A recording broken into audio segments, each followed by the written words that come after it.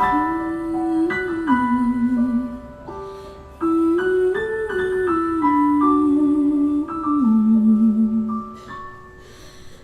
าะกลิ่นหอมจางๆที่ลอยตามลมมาหวนให้ใจคำนึงนึกถึงคราเราต้องไกลกลิ่นสุขคนปนหวานยิ่งทำให้ใจต้องคืนคมทุกข์ระทมตรอมตรมทำให้ใจหวั่นไหว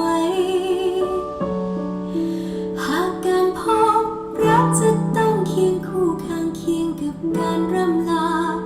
จะสุขสมหวังได้นานเพียงใดก็ลาแต่โชคชะตาฟ้าให้เวลามาเท่าไร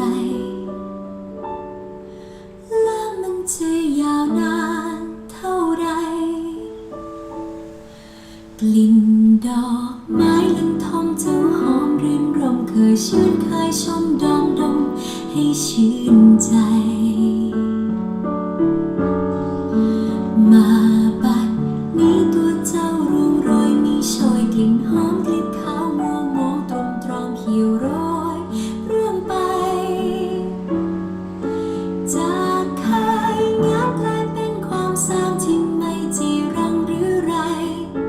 และความรักของฉันต้องเป็นดึงเช่นเจ้าลันทมไหม